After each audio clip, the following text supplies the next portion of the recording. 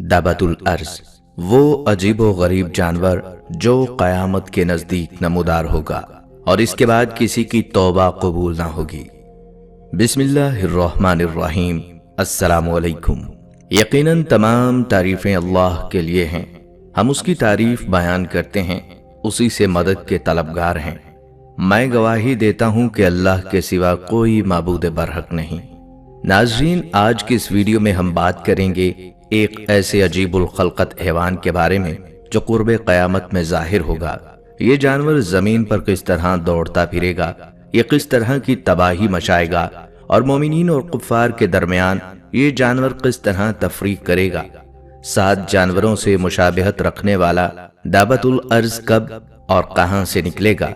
इसके पास हजरत मूसा अलैहिस्सलाम का असा और हजरत सुलेमान अलैहिस्सलाम की अंगूठी क्यों होगी। इसके कितने साल बाद क़यामत बर्पा होगी। इसके बारे में कुरान और हदीस मुबारका की रोशनी में बात करेंगे और इसके अलावा कुछ तज़किरा क़यामत के बर्पा होने का भी करेंगे। इन तमाम बातों के बारे में जानने के लिए वीडियो को स्किप किए बगैर आखिर तक लाजमी देखिएगा। नाजरीन, इस दुनिया ने जैसे ही जिंदगी का सफर शुरू किया था, वैसे ही एक दिन इसके खात्मे का भी दिन होगा और इसे क़यामत का नाम दिया गया है, जिसका कायम होना यकीनी और जिसमें कोई शक व शुबा नहीं। क़यामत के करीब होने वाले जिन वाक़यात व हादसात या निशानियों का जिक्र कुरान और हदीस में मिलता है, उन्हें बुनियादी तौर पर 2 हिस्सों में तकसीम किया गया है, एक बड़ी और दूसरी छोटी निशानियां। लिहाजा इनमें छोटी अलामतें और निशानियां ऐसी हैं जो क़यामत से पहले रूनुमा होगी, जबकि कुछ निशानियां रूनुमा हो चुकी हैं। इनमें नबी करीम सल्लल्लाहु अलैहि वसल्लम की बेइज्जत, दौलत की फरावानी, अहले इल्म का फौत हो जाना, जिना का आम हो जाना, कत्ले आम होना, कसरत से जलजले आना, ख़वातीन का तंग और बारीक लिबास पहनना, जजीरा अरब का सरसब्ज़ो शादाब हो जाना और इस तरह की बेशुमार निशानियां हैं। जबकि बड़ी निशानियां ऐसी हैं जो क़यामत के बिल्कुल करीब रूनुमा होगी और इसके बाद क़यामत कायम होने में बहुत थोड़ा वक्त रह जाएगा, जिनमें दज्जाल का खुरूज, ईसा इब्ने मरियम अलैहिस्सलाम का दोबारा नज़ूल होना, याजूज माजूज का ज़हूर, पुरस्रार धुआं, सूरज का मगरिब से तलू होना और आग का निकलना।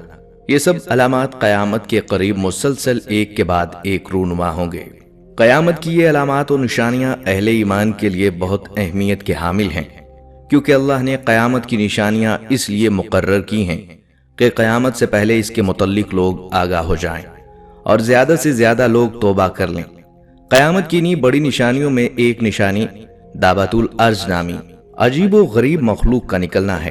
कुरान पाक की सूरह नमल में अल्लाह ताला ने इस जानवर के बारे में इरशाद फरमाया, और जब क़यामत का वादा पूरा करने का वक्त करीब आ जाएगा तो उस वक्त हम लोगों की इबरत के लिए जमीन से अजीब व गरीब जानवर निकालेंगे जो लोगों से बातें करेगा और कहेगा कि अब क़यामत करीब आ गई है। ये जानवर हम जमीन से इसलिए निकालेंगे कि लोग हमारी निशानियों का यकीन नहीं करते थे। दरअसल लफ्ज़ दाबा के माने चलता फिरता और जीता जागता है और अर्ज जमीन को कहते हैं, यानी ऐसा हैवान होगा जो जमीन पर तेज रफ्तारी से या दौड़कर चलने वाला होगा। आमतौर पर जानवर अंडे या बच्चे की शक्ल में वजूद में आते हैं, लिहाजा ये क़यामत की एक निशानी होगी कि ये अजीब व गरीब जानवर जमीन से निकलेगा, ना कि किसी जानवर के पेट से। नाज़रीन किराम, हजरत हुज़ैफा रज़ियल्लाहु ताला अन्हु कहते हैं कि एक दिन हम लोग आपस में क़यामत का जिक्र कर रहे थे कि नबी सल्लल्लाहु अलैहि वसल्लम हमारी तरफ आ निकले और पूछा कि तुम लोग किस चीज़ का जिक्र कर रहे हो। सहाबा इकराम ने अर्ज किया कि हम क़यामत का तज़किरा कर रहे हैं। तब आप सल्लल्लाहु अलैहि वसल्लम ने फरमाया, यकीनन क़यामत उस वक्त तक नहीं आएगी जब तक तुम इससे पहले 10 निशानियों को देख ना लो। फिर आप सल्लल्लाहु अलैहि वसल्लम ने इन 10 निशानियों को इस तरतीब से जिक्र फरमाया: धुआं, दज्जाल, दाबतुल अर्ज, सूरज का मगरिब की तरफ से निकलना, हजरत ईसा इब्ने मरियम का नाजिल होना, याजूज माजूज का जाहिर होना और छठी, 7वीं और 8वीं निशानी के तौर पर आप सल्लल्लाहु अलैहि वसल्लम ने 3 खुसूफ का यानी 3 मकामात पर जमीन के धंस जाने का जिक्र फरमाया। एक तो मशरिक के इलाका में, दूसरी मगरिब के इलाका में और तीसरी जजीरा अरब के इलाका में। اور 10ویں نشانی جو سب کے بعد ظاہر ہوگی وہ آگ ہے جو یمن کی طرف سے نمودار ہوگی اور لوگوں کو گھیر ہاں کر زمین حشر کی طرف لے جائے گی۔ اور ایک حدیث میں یوں ہے کہ وہ ایک ایسی آگ ہوگی جو یمن کے مشہور شہر عدن کے آخری کنارے سے نمودار ہوگی اور لوگوں کو ہاں کر زمین حشر کی طرف لے جائے گی۔ نیز ایک روایت میں 10ویں نشانی کے طور پر یمن کی طرف سے یا عدن کے آخری کنارے سے آگ کے نمودار ہونے کی بجائے ایک ایسی ہوا کا ذکر کیا گیا ہے جو لوگوں کو سمندر میں پھینک دے گی۔ بروایت مسلم۔ آج ہم انہی نشانیوں میں سے ایک دابت الارض کے متعلق بات کر رہے ہیں۔ ناظرین اکرام، امام مہدی کی خلافت، نزول عیسیٰ علیہ السلام، دجال کے قتل اور یاجوج ماجوج کے خروج کے بعد جب عیسیٰ علیہ السلام کا انتقال ہوگا تو اس کے بعد قیامت کی بڑی اور حتمی نشانیاں تیزی سے ظہور پذیر ہونا شروع ہو جائیں گی۔ حضرت عیسیٰ علیہ السلام کے دور میں روئے زمین پر سوائے اہل ایمان کے کوئی باقی نہ رہے گا۔ کینہ و حسد لوگوں سے اٹھ جائے گا اور تمام لوگ اعلی اخلاق کے مالک ہوں گے، یہاں تک کہ سانپ اور دوسرے درندے بھی لوگوں کو تکلیف نہیں پہنچائیں گے۔ ترمذی شریف میں ایک روایت ہے کہ یاجوج ماجوج جو کہ حضرت عیسیٰ علیہ السلام کی بد دعا کے باعث ہلاک ہو چکے ہوں گے اور ان کی لاشیں اللہ کی طرف سے بھیجے جانے والے پرندے اٹھا کر پھینک دیں گے۔ ان کی تلواریں اور نیامیں اور کمانیں ایک عرصے تک چلانے کے کام آتی رہیں گی۔ حضرت عیسیٰ علیہ السلام کی موجودگی میں 7 سال تک نیکی و تقوی، خوف الہی، اعلی اخلاقی قدریں قائم رہیں گی، لیکن پھر نفسانی خواہشات سر اٹھانا شروع کر دیں گی۔ حضرت عیسیٰ علیہ السلام اپنے نزول کے بعد 40 سال تک زمین پر قیام فرمائیں گے۔ اس دوران آپ نہ صرف شادی کریں گے بلکہ آپ کی اولاد بھی پیدا ہوگی۔ پھر آپ علیہ السلام کا انتقال ہوگا تو آپ علیہ السلام کو رسول پاک صلی اللہ علیہ وآلہ وسلم کی روضہ مبارک میں دفن کیا جائے گا۔ حضرت عیسیٰ علیہ السلام کے دنیا سے پردہ فرما جانے کے بعد یمن سے تعلق رکھنے والا شخص آپ کا خلیفہ ہوگا۔ اس شخص کا نام جہجہ ہوگا اور اس کا تعلق قبیلہ قحطان سے ہوگا۔ یہ بھی نہایت عدل و انصاف سے امور خلافت سر انجام دے گا۔ اس خلیفہ کے بعد بھی چند مسلمان بادشاہ آئیں گے، لیکن ان کے عہد میں کفر و جہالت کی رسومات عام ہو جائیں گی اور علم بہت کم ہو جائے گا۔ اس دوران ایک مکان مشرق میں اور ایک مکان مغرب میں دھنس جائے گا۔ ان مکانوں میں ہلاک ہونے والے تقدیر کے منکر ہوں گے۔ انہی دنوں میں ایک دھواں نمودار ہوگا جو زمین پر چھا جائے گا اور اس سے لوگوں کو شدید تنگی ہوگی۔ اس دھوئیں کے باعث مسلمان صرف ضعف دماغ اور نزلہ وغیرہ میں مبتلا ہوں گے، مگر منافقین اور کفار ایسے بے ہوش ہو جائیں گے کہ بعض ایک دن، بعض 2، بعض 3 دن میں ہوش میں آئیں گے۔ دنیا بھر میں پھیلا ہوا یہ دھواں مسلسل 40 دن تک رہے گا، پھر مطلع صاف ہو جائے گا۔ اس کے بعد ذوالحج میں یوم نحر یعنی عید الاضحیٰ کے بعد رات اس قدر طویل ہوگی کہ مسافر تنگ دل، بچے خواب سے بیدار، مویشی اپنی چراگاہوں میں جانے کے لیے بے قرار ہو جائیں گے۔ بے چینی اتنی زیادہ بڑھ جائے گی کہ لوگ آہوزاری شروع کر دیں گے اور توبہ توبہ پکار اٹھیں گے۔ آخر کار 3-4 راتوں کے بعد اس طرابی کیفیت میں سورج تھوڑی سی روشنی لے کر برآمد ہوگا۔ اس سورج کی روشنی چاند گرہن کی طرح کی ہوگی اور یہ مغرب سے طلوع ہوگا۔ اس وقت تک تمام لوگ اللہ کی توحید کا اعتراف کریں گے، مگر اس وقت ان کی توبہ کا دروازہ بند ہو چکا ہوگا۔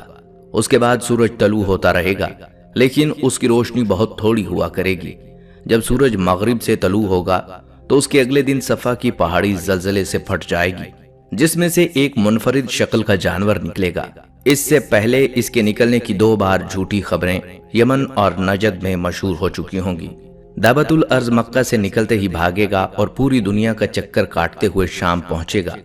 وہاں یہ جانور ایک زوردار چیخ بلند کرے گا۔ ہر زبان پر اسی جانور کا چرچا ہوگا اور ہر طرف ہلچل مچ جائے گی۔ لوگ ادھر ادھر بھاگیں گے، لیکن اس جانور سے کوئی بھی بچ نہ پائے گا۔ شکل کے اعتبار سے یہ جانور 7 جانوروں سے مشابہت رکھتا ہوگا۔ اس کا چہرہ آدمی جیسا ہوگا، پاؤں اونٹ جیسے، گردن گھوڑے جیسی، دم بیل کی طرح ہوگی۔ یہ جانور سرین میں ہرن جیسا، سینگوں میں باراسنگا جیسا اور ہاتھوں میں بندر سے مشابہت رکھتا ہوگا۔ یہ جانور انتہائی سمجھدار ہوگا اور بولنے میں انتہائی فصیح اللسان ہوگا۔ اس کے ایک ہاتھ میں حضرت موسیٰ علیہ السلام کا عصا اور دوسرے ہاتھ میں حضرت سلیمان علیہ السلام کی انگوٹھی ہوگی۔ یہ تمام شہروں میں اتنی تیزی کے ساتھ دورہ کرے گا کہ کوئی انسان اس کا پیچھا نہیں کر سکے گا اور کوئی بھاگنے والا اس سے چھٹکارا حاصل نہ کر پائے گا۔ یہ جانور ہر شخص کو نشان لگائے گا۔ اگر کوئی صاحب ایمان ہوگا تو اس کی پیشانی پر نشان لگائے گا۔ علماء کرام نے لکھا ہے کہ دابۃ الارض چوپایا کی صورت میں ہوگا، جس کی لمبائی 60 گز کی ہوگی، اور بعض حضرات نے کہا ہے کہ اس عجیب الخلقت جانور کی شکل یہ ہوگی کہ چہرہ انسانوں کی طرح، پاؤں اونٹ کی طرح، گردن گھوڑے کی طرح، سرین ہرن کی طرح، سینگ 12 سنگے کی طرح اور ہاتھ بندر کی طرح ہوں گے۔ نیز اس کے نمودار ہونے کی صورت یہ ہوگی کہ کوہ صفا جو کعبہ کی مشرقی جانب واقع ہے یک زلزلہ سے پھٹ جائے گا اور اس میں سے ایک جانور نکلے گا۔ جس روز سورج مغرب سے طلوع ہوگا اسی دن یا اگلے دن یہ عجیب الخلقت جانور زمین سے نکلے گا۔ مکہ مکرمہ کا صفا پہاڑ پھٹے گا اور اس میں سے ایک عجیب الخلقت جانور نکلے گا اور لوگوں سے کلام کرے گا، جس طرح اللہ تعالیٰ نے اپنی قدرت سے حضرت صالح علیہ السلام کے ناقہ کو پتھر سے نکالا تھا، اسی طرح اپنی قدرت سے قیامت کے قریب زمین سے ایک جانور نکالیں گے جو لوگوں سے کلام کرے گا اور قیامت کی خبر دے گا۔ یہ دابۃ الارض مومنوں کے چہروں پر ایک نورانی نشان لگائے گا، جس سے مومنین کے چہرے روشن ہو جائیں گے، اور کافروں کی آنکھوں کے درمیان ایک مہر لگائے گا جس سے ان کے چہرے سیاہ ہو جائیں گے۔ دابۃ الارض کے بارے میں روایات میں آتا ہے کہ اس کے ایک ہاتھ میں حضرت موسیٰ علیہ السلام کا عصا ہوگا، جس سے وہ مسلمانوں کے چہروں پر نشان لگائے گا۔ اس سے مسلمانوں کے چہرے روشن ہو جائیں گے۔ اسی طرح اس کے دوسرے ہاتھ میں حضرت سلیمان علیہ السلام کی انگوٹھی ہوگی، جس سے وہ کافروں کے چہرے پر نشان لگائے گا اور ان کے چہرے سیاہ ہو جائیں گے۔ حضرت عبداللہ بن عمر رضی اللہ تعالیٰ عنہ کہتے ہیں کہ میں نے رسول کریم صلی اللہ علیہ وآلہ وسلم کو یہ فرماتے ہوئے سنا، ظاہر ہونے کے اعتبار سے قیامت کی نشانیوں میں سب سے پہلی نشانی آفتاب کا مغرب کی طرف سے طلوع ہونا اور چاشت کے وقت لوگوں پر دابۃ الارض کا نکلنا اور ان سے اس کا بات کرنا ہے۔ ان دونوں مذکورہ نشانیوں میں سے جو نشانی پہلے ظاہر ہوگی اس کے جلد ہی بعد دوسری ظاہر ہو جائے گی۔ دابۃ الارض تمام شہروں اور علاقوں میں اتنی تیزی کے ساتھ دورہ کرے گا کہ کوئی فرد بشر اس کا پیچھا نہ کر سکے گا اور دوڑ میں اس کا مقابلہ کر کے اس سے چھٹکارا نہ پا سکے گا۔ یہ جہاں جہاں جائے گا ہر شخص پر نشان لگاتا جائے گا۔ شیخ جلال الدین فرماتے ہیں کہ خروج دابۃ الارض کے وقت امر بالمعروف اور نہی عن المنکر کے احکام منقطع ہو جائیں گے۔ اس کے بعد کوئی کافر اسلام قبول نہ کر سکے گا، یعنی دابۃ الارض کے خروج کے بعد نہ تو کوئی توبہ کر سکے گا اور نہ ہی کوئی اسلام قبول کر پائے گا۔ جو کافر ہوگا وہ کفر پر قائم رہے گا اور جو مومن ہوگا اسے اسلام پر موت آئے گی۔ ناظرین، دابۃ الارض کا پیدا ہونا قیامت کی اخیر ترین علامت ہے۔ اس عجیب ترین حیوان کا نام حدیث شریف میں جساسہ آیا ہے۔ اس کے قد و قامت، مقام خروج وغیرہ کے متعلق بڑی تفصیلات روایات میں مذکور ہیں۔ حدیث سے قرب قیامت میں زمین سے ایک ایسے جانور کا نکلنا ثابت ہوا جو لوگوں سے باتیں کرے گا، اور لفظ دابتو کی تنوین میں اس جانور کے عجیب الخلقت ہونے کی طرف بھی اشارہ پایا گیا ہے، اور یہ بھی کہ جانور عام جانوروں کی طرح توالد و تناسل کے طریق پر پیدا نہیں ہوگا بلکہ اچانک زمین سے نکلے گا۔ اور یہ بات بھی اسی حدیث میں سمجھ آتی ہے کہ دابۃ الارض کا خروج بالکل آخری علامت میں سے ہوگا، جس کے بعد بہت جلد قیامت آ جائے گی۔ ابن قصیر نے باحوالہ ابو داؤد طیالسی طلحہ بن عمر سے ایک طویل حدیث میں روایت کیا ہے کہ دابۃ الارض مکہ مکرمہ میں کوہ صفا سے نکلے گا اور اپنے سر سے مٹی جھاڑتا ہوا مسجد حرام میں حجر اسود اور مقام ابراہیم کے درمیان پہنچ جائے گا۔ لوگ اس کو دیکھ کر بھاگنے لگیں گے، ایک جماعت رہ جائے گی۔ یہ دابۃ الارض ان کے چہروں کو ستاروں کی طرح روشن کر دے گا۔ اس کے بعد وہ زمین کی طرف نکلے گا، ہر کافر کے چہرے پر کفر کا نشان لگا دے گا، کوئی اس کی پکڑ سے بھاگ نہ سکے گا، یہ ہر مومن اور کافر کو پہچانے گا۔ اور مسلم بن حجاج نے عبداللہ ابن عمر سے روایت کیا ہے کہ میں نے رسول اللہ صلی اللہ علیہ وآلہ وسلم سے ایک حدیث سنی تھی جس کو میں کبھی بھولتا نہیں، اور وہ یہ کہ رسول اللہ صلی اللہ علیہ وآلہ وسلم نے فرمایا، قیامت کی آخری علامات میں سب سے پہلے آفتاب کا طلوع مغرب کی طرف سے ہوگا اور آفتاب بلند ہونے کے بعد دابۃ الارض نکلے گا۔ ان دونوں علامتوں میں سے جو پہلے ہو جائے اس کے فوراً بعد قیامت آ جائے گی۔ شیخ جلال الدین نے فرمایا کہ خروج دابۃ الارض کے وقت امر بالمعروف اور نہی عن المنکر کے احکام منقطع ہو جائیں گے اور اس کے بعد کوئی کافر اسلام قبول نہ کر پائے گا۔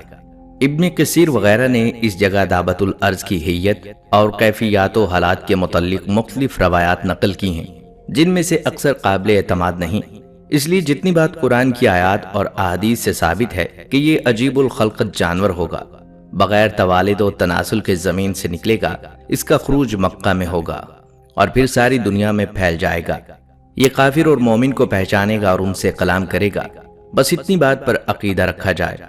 زائد کیفیات و حالات کی تحقیق و تفشیش نہ ضروری ہے اور نہ اس سے کوئی فائدہ ہوگا۔ رہا یہ معاملہ کہ دعوت الارض لوگوں سے کلام کرے گا، اس کا کیا مطلب ہے؟ بعض حضرات نے فرمایا کہ اس کا کلام یہی ہوگا جو قرآن میں مذکور ہے، یہ کلام وہ اللہ تعالیٰ کی طرف سے لوگوں کو سنائے گا۔ بہت سے لوگ آج سے پہلے ہماری آیتوں پر یقین نہ رکھتے تھے، اور مطلب یہ ہوگا کہ اب وہ وقت آ گیا ہے کہ سب کو یقین ہو جائے گا، مگر اس وقت کا یقین شرعاً معتبر نہیں ہوگا۔ اور ابن عباس، حسن بصری، قتادہ سے منقول ہے، اور ایک روایت حضرت علی رضی اللہ تعالیٰ عنہ سے بھی ہے کہ یہ دعوت الارض لوگوں سے خطاب اور کلام کرے گا جس طرح عام کلام ہوتا ہے۔ ناظرین، ابو داؤد طیالسی میں ہے کہ دعوت الارض 3 مرتبہ نکلے گا، دور دراز کے جنگل سے ظاہر ہوگا اور اس کا ذکر شہر یعنی مکہ تک نہ پہنچے گا، پھر ایک لمبے زمانے کے بعد دوبارہ ظاہر ہوگا اور لوگوں کی زبانوں پر اس کا قصہ چڑھ جائے گا، یہاں تک کہ مکہ میں بھی اس کی شہرت پہنچے گی، اور پھر جب لوگ اللہ کی سب سے زیادہ حرمت اور عظمت والی مسجد یعنی مسجد الحرام میں ہوں گے، اسی وقت اچانک دفتن دعوت الارض انہیں وہیں دکھائی دے گا کہ رکن مقام کے درمیان اپنے سر سے مٹی جھاڑ رہا ہوگا۔ لوگ اس کو دیکھ کر ادھر ادھر ہونے لگیں گے، یہ مومنوں کی جماعت کے پاس جائے گا اور ان کے منہ کو مثل روشن ستارے کی طرح منور کر دے گا، اس سے بھاگ کر کوئی بچ نہ سکتا ہے اور نہ چھپ سکتا ہے، یہاں تک کہ ایک شخص اس کو دیکھ کر نماز کو کھڑا ہو جائے گا، یہ اس کو کہے گا اب نماز کو کھڑا ہے، پھر اس کی پیشانی پر نشان لگا دے گا اور چلا جائے گا۔ اس کے نشانات کے بعد کافر مومن کا صاف طور پر امتیاز ہو جائے گا، یہاں تک کہ مومن کافر سے کہے گا اے کافر میرا حق ادا کر، اور کافر مومن سے کہے گا اے مومن میرا حق ادا کر۔ ناظرین، یہاں آپ کو دعوت الارض کے متعلق کچھ احادیث مبارکہ اور صحابہ کرام رضی اللہ تعالیٰ عنہم کے اقوال سناتے چلیں۔ صحیح مسلم شریف میں ہے کہ آپ صلی اللہ علیہ وآلہ وسلم نے فرمایا، 6 چیزوں کی آمد سے پہلے تک نیک اعمال کر لو: سورج کا مغرب سے نکلنا، دھوئیں کا آنا، دجال کا آنا اور دعوت الارض کا آنا، تم میں سے ہر ایک کا خاص امر اور عام امر۔ ایک اور حدیث میں جو مسند احمد میں ہے، مروی ہے کہ کافروں کے ناک پر انگوٹھی سے مہر کرے گا اور مومنوں کے چہرے لکڑی سے چمکا دے گا۔ ابن ماجہ میں سیدنا ابو بریدہ رضی اللہ تعالیٰ عنہ سے روایت ہے کہ مجھے رسول اللہ صلی اللہ علیہ وآلہ وسلم مکہ کے پاس ایک جنگل میں لے کر گئے، میں نے دیکھا ایک خشک زمین ہے جس کے ارد گرد ریت ہے، فرمانے لگے یہیں سے دعوت الارض نکلے گا۔ سیدنا ابن بریدہ رضی اللہ تعالیٰ عنہ کہتے ہیں اس کے کئی سال بعد میں حج کے لیے نکلا تو مجھے لکڑی دکھائی دی جو میری اس لکڑی کے برابر تھی۔ سیدنا ابن عباس رضی اللہ تعالیٰ عنہ فرماتے ہیں کہ اس کے 4 پیر ہوں گے، صفا کے کھڈ سے نکلے گا، پھر تیزی سے خروج کرے گا جیسے کہ کوئی تیز رفتار گھوڑا ہو، لیکن تاہم 3 دن میں اس کے جسم کا تیسرا حصہ بھی نہ نکلا ہوگا۔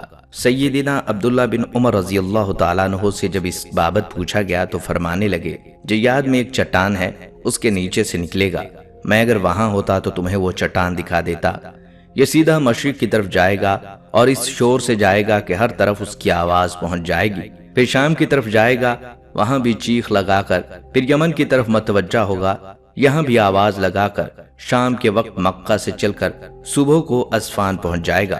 لوگوں نے پوچھا پھر کیا ہوگا؟ فرمایا پھر مجھے معلوم نہیں۔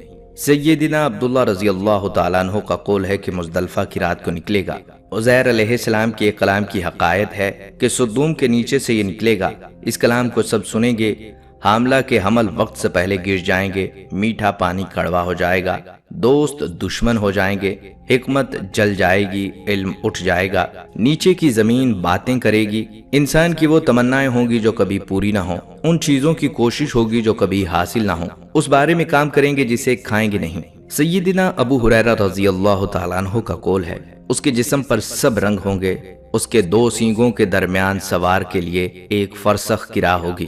سیدنا ابن عباس رضی اللہ تعالیٰ عنہ کہتے ہیں یہ موٹے نیزے کی طرح اور بھالے کی طرح کا ہوگا۔ سیدنا علی رضی اللہ تعالیٰ عنہ فرماتے ہیں اس کے بال ہوں گے، کھر ہوں گے، داڑھی ہوگی، دم نہ ہوگی۔ 3 دن میں بمشکل 1/3 باہر آئے گا، حالانکہ تیز گھوڑے کی چال چلتا ہوگا۔ سیدنا ابو زبیر رضی اللہ تعالیٰ عنہ کا قول ہے کہ اس کا سر بیل کے سر کے مشابہ ہوگا، آنکھیں خنزیر کی آنکھوں کے مشابہ ہوں گی، کان ہاتھی جیسے ہوں گے، سینگ کی جگہ اونٹ کی طرح ہوگی، شتر مرغ جیسی گردن ہوگی، شیر جیسا سینہ ہوگا، چیتے جیسا رنگ ہوگا، بلی جیسی کمر ہوگی، مینڈے جیسی دم ہوگی، اونٹ جیسے پاؤں ہوں گے، ہر 2 جوڑ کے درمیان 12 گز کا فاصلہ ہوگا۔ موسیٰ علیہ السلام کی لکڑی اور سلیمان علیہ السلام کی انگوٹھی ساتھ ہوگی۔ ہر مومن کے چہرے پر اپنے عصائے موسیٰ سے نشان کرے گا جو پھیل جائے گا اور چہرہ منور ہو جائے گا، اور ہر کافر کے چہرے پر خاتم سلیمانی سے نشانی لگائے گا جو پھیل جائے گا اور اس کا سارا چہرہ سیاہ ہو جائے گا۔ اب تو اس طرح مومن اور کافر ظاہر ہو جائیں گے کہ خرید و فروخت کے وقت، کھانے پینے کے وقت لوگ ایک دوسرے کو اے مومن اور اے کافر کہہ کر بلائیں گے۔ دعوت الارض ایک ایک کا نام لے کر ان کو جنت کی خوشخبری یا جہنم کی بدخبری سنائے گا، اور یہ کافروں کی آنکھوں کے درمیان ایک مہر لگائے گا جس سے ان کے چہرے سیاہ ہو جائیں گے، جیسا کہ اللہ تعالیٰ نے ارشاد فرمایا اے مجرموں آج تم مومنوں سے الگ ہو جاؤ۔ لہٰذا اس وقت مسلم اور کافر کا فرق صاف ہو جائے گا، اور یوں پورا امتیاز حساب و کتاب کے بعد ہوگا۔ دراصل اس میں حکمت یہ ہے کہ قیامت کے انکار کرنے والوں کی جہالت اور حماقت اس وقت ظاہر ہو جائے گی کہ جس چیز کو انہوں نے پیغمبروں کے کہنے سے نہ مانا، آج اسی چیز کو ایک جانور کے کہنے سے تمہیں ماننا پڑا، لیکن اب اسے تسلیم کرنے کا بھی کوئی فائدہ نہیں، کیونکہ اب ماننے اور تسلیم کرنے کا وقت ختم ہو چکا۔ بہرحال دعوت الارض تمام شہروں اور علاقوں میں اتنی تیزی کے ساتھ دوڑتا پھرے گا کہ کوئی بھی انسان اس کا پیچھا نہ کر سکے گا، اور نہ ہی دوڑ میں اس کا مقابلہ کر کے اس سے چھٹکارا پا سکے گا۔ جہاں جہاں یہ جانور جائے گا ہر شخص پر نشان لگاتا جائے گا۔ دعوت الارض کے نکلنے کے بعد نہ تو کوئی توبہ کر سکے گا اور نہ ہی کوئی قبول اسلام کر پائے گا۔ جو کافر ہوگا وہ کفر پر قائم رہے گا، اور جو مومن ہوگا اسے اسلام پر ہی موت آئے گی۔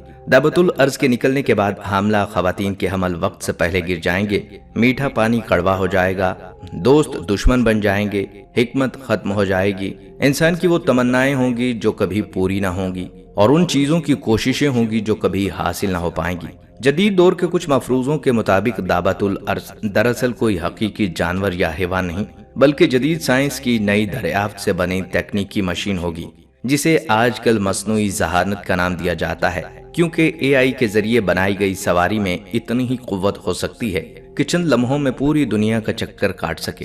لیکن یہ بات محض ایک مفروضہ اور نظریہ ہے جسے حتمی طور پر نہیں مانا جا سکتا، اور محض قیاس آرائیاں ہی کی جا سکتی ہیں، جس کے نکلنے پر مومنین اور کفار کے درمیان تفریق ہو جائے گی اور قیامت کا آنا حتمی ہو جائے گا۔ ناظرین، یہاں کچھ تذکرہ قیامت کے برپا ہونے کا بھی کرتے چلیں۔ قرب قیامت کی تمام نشانیاں پوری ہونے کے بعد اچانک ایک دن قیامت برپا ہو جائے گی۔ دنیا اپنی روانگی میں مسلسل چل رہی ہوگی کہ اچانک ایک زوردار آواز سے سب کچھ فنا ہو جائے گا سوائے اللہ رب العزت کے۔ پھر دوسری بار آواز آئے گی اور ساری کائنات اپنی قبروں سے اٹھ کر ننگے بدن ننگے پاؤں میدان محشر کی طرف دوڑیں گے۔ ہر انسان اپنے اپنے اعمال کے اعتبار سے اٹھے گا، ہر ایک کو 2 فرشتے پکڑیں گے اور میدان حشر میں لے جائیں گے۔ سب میدان محشر میں پہنچیں گے، سورج 1 میل کے فاصلے سے تپش پھینک رہا ہوگا، سب لوگ اپنے اپنے اعمال کے اعتبار سے پسینے میں ڈوبے ہوئے ہوں گے۔ 50,000 سال کا ایک دن ہوگا، 50,000 سال کا یہ ایک دن بہت سخت ہوگا۔ لوگوں کی حالت ایک نشہ کیے ہوئے شخص کی طرح ہوگی۔ ہر نبی اپنا حوض لگا کر اپنی امت کو پانی پلائے گا۔ نبی کریم صلی اللہ علیہ وآلہ وسلم بھی اپنی امت کو سوائے کافروں، مشرکوں، منافقوں، مرتدوں اور بدعتیوں کے سب کو حوض کوثر کا جام پلائیں گے۔ دودھ سے زیادہ سفید، شہد سے زیادہ میٹھا پانی، جو ایک بار پی لے گا پھر اس لمبے ترین دن میں اسے دوبارہ پیاس نہیں لگے گی۔ پھر لوگ پریشان ہو جائیں گے کہ اگلی کارروائی کب شروع ہو۔ سب لوگ مل کر جناب آدم علیہ السلام کے پاس جائیں گے کہ اللہ تعالیٰ سے التجا کیجئے کہ حساب اور کتاب شروع کریں اور اس دن کی سختی دور ہو، مگر وہ معذرت کر لیں گے۔ اسی طرح نوح علیہ السلام، ابراہیم علیہ السلام، موسیٰ علیہ السلام کے پاس جائیں گے، وہ سب معذرت کر لیں گے۔ پھر آخر میں لوگ جناب محمد صلی اللہ علیہ وآلہ وسلم کے پاس آئیں گے تو آپ صلی اللہ علیہ وآلہ وسلم اللہ سے دعا فرمائیں گے۔ اللہ تعالیٰ کے فرشتے آپ صلی اللہ علیہ وآلہ وسلم کو مقام محمود پر لے جائیں گے جو اللہ کے عرش کے پاس ہے۔ وہاں آپ صلی اللہ علیہ وآلہ وسلم سجدہ ریز ہو جائیں گے، اللہ کی حمد و ثنا بیان کریں گے۔ پھر اللہ کی طرف سے حکم ہوگا آپ اٹھیں اور مانگیں، اللہ عطا فرمائے گا، اور سوال کریں، اللہ پورا کرے گا۔ پھر آپ حساب کتاب کے لیے سفارش کریں گے جو قبول ہوگی۔ رسول اللہ صلی اللہ علیہ وآلہ وسلم دوبارہ میدان محشر میں لائے جائیں گے، اسے شفاعت کبریٰ کہا جاتا ہے۔ پھر اللہ تعالیٰ میدان محشر میں براجمان ہوں گے، اللہ کا عرش 8 فرشتوں نے اٹھایا ہوگا۔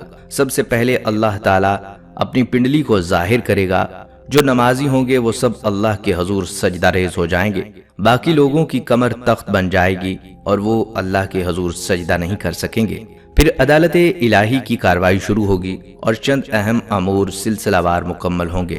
سب کے ہاتھوں میں نامہ اعمال دے دیے جائیں گے، اہل ایمان کے دائیں ہاتھ میں اور کفار و مشرکین کے بائیں ہاتھ میں۔ اہل ایمان تو خوش ہو کر دوسروں کو اپنا نامہ اعمال دکھائیں گے اور پڑھائیں گے، جبکہ کفار و مشرکین پریشان ہوں گے اور کہیں گے کاش ہمیں یہ نہ دیا جاتا اور ہمیں ہمارا حساب معلوم ہی نہ ہوتا۔ ناظرین، نامہ اعمال کی تقسیم کے بعد سوال و جواب ہوں گے۔ مشرکوں اور کافروں سے سوال ہوں گے، وہ ہر چیز کا انکار کریں گے۔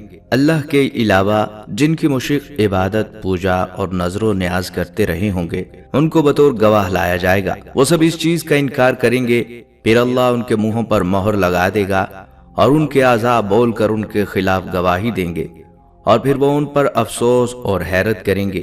نیز میدان محشر میں دیگر کئی ایک سوال ہوں گے، عمر کے بارے میں، جوانی، رزق، علم کے متعلق، اسی طرح حقوق اللہ میں سب سے پہلے نماز، اور حقوق العباد میں قتل، خون اور جھگڑوں کے متعلق سوال ہوگا، اور ہر ایک کے متعلق عدالت الہی میں عدل سے فیصلہ ہوگا۔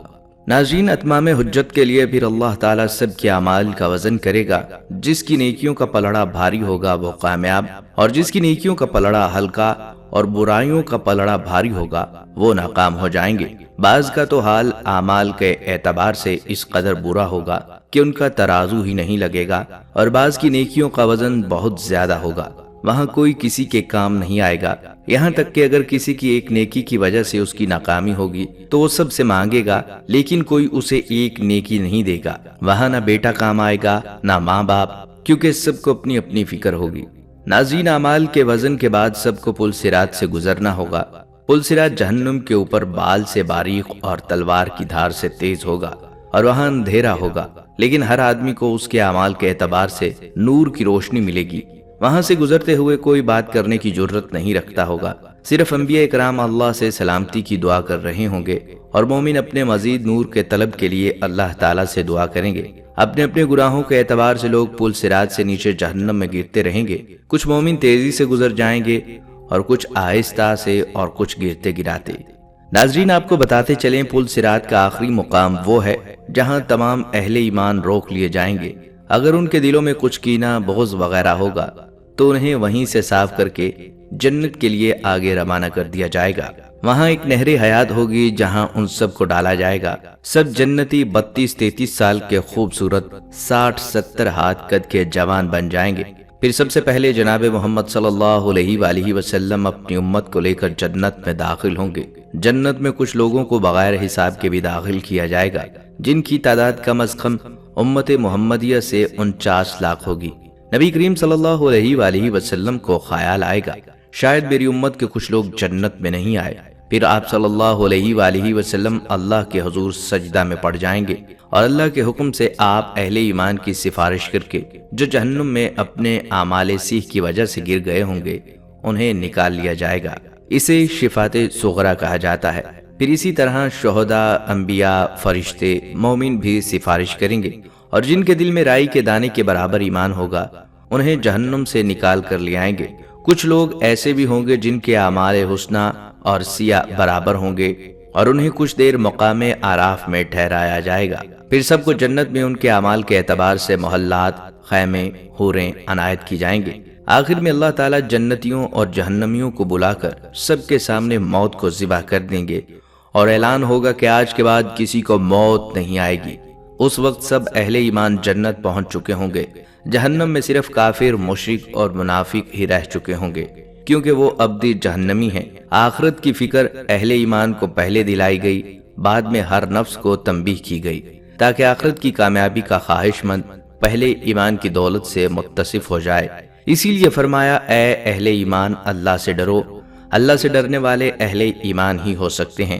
اس کے بعد فرمایا کہ ہر ذی روح کو چاہیے کہ اپنا جائزہ لے کہ کل آنے والے دن یعنی قیامت کے دن کے لیے تیاری کی ہے، چونکہ اس دن اللہ تعالیٰ ہر ایک کا محاسبہ کرے گا اور دنیاوی زندگی اور اس کے اندر کیے گئے تمام اعمال کا پورا بدلہ دیا جائے گا۔ نیکوکاروں کے لیے جنت کی لازوال نعمتیں اور ہمیشہ ہمیشہ کا عیش و آرام، اور کافروں، گنہگاروں اور من چاہی زندگی گزارنے والوں کے لیے جہنم کا دردناک عذاب مقدر ہوگا۔ اس لیے دنیا ہی میں آخرت کی تیاری کا حکم دیا گیا ہے، اور جو یہاں بوئے گا کل وہی کاٹے گا۔ اللہ تعالیٰ نے قرآن مجید میں متعدد مقامات پر قیامت کی ہولناکی اور اس کی ہیبت کا تذکرہ فرمایا ہے۔ چنانچہ ایک مقام پر قیامت کا نقشہ یوں کھینچا گیا جس کا ترجمہ ہے، اور اس دن سے ڈرو جب کوئی کسی کے کام نہ آئے گا، اور نہ کسی کی سفارش منظور کی جائے گی، اور نہ کسی سے کسی طرح کا بدلہ قبول کیا جائے گا، اور نہ لوگ کسی اور طرح مدد حاصل کر سکیں گے۔ سورہ بقرہ آیت 47۔ رسول اللہ صلی اللہ علیہ وآلہ وسلم کا ارشاد گرامی ہے، میں نے تمہیں قبروں پر جانے سے منع کیا تھا، اب تم ان کی زیارت کیا کرو تاکہ تمہیں آخرت یاد آئے۔ قیامت کا دن اس قدر ہولناک ہے کہ الامان۔ قرآن مجید میں اس دن کا حال اس طرح کھول کر بیان کیا گیا ہے جس کا ترجمہ ہے، اس دن آدمی بھاگے گا اپنے بھائی سے اور اپنی ماں سے، اپنے باپ سے اور اپنی بیوی سے اور اپنی اولاد سے۔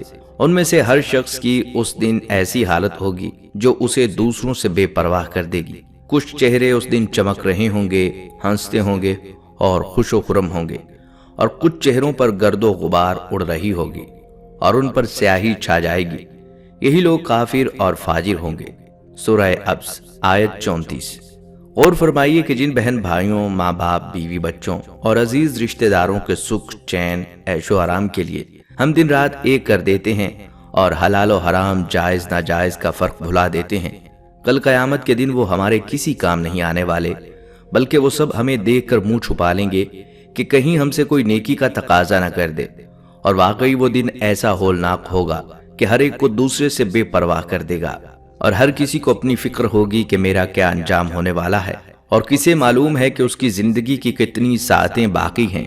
جیسا کہ قرآن مجید میں ارشاد باری تعالیٰ ہے، اور جب کسی کو موت آ جاتی ہے تو اللہ اسے ہرگز مہلت نہیں دیتا، اور جو کچھ تم کرتے ہو اللہ اس سے باخبر ہے۔ سورۃ المنافقون۔ خواتین و حضرات، دنیاوی زندگی کی جتنی بھی ساعتیں باقی ہیں انہیں ہم کارآمد بنانے اور رب کی رضا کے حصول کے لیے صرف کرنے کی کوشش کریں، تاکہ کل آنے والے دن کے عذاب سے اللہ کی رحمت سے بچ سکیں۔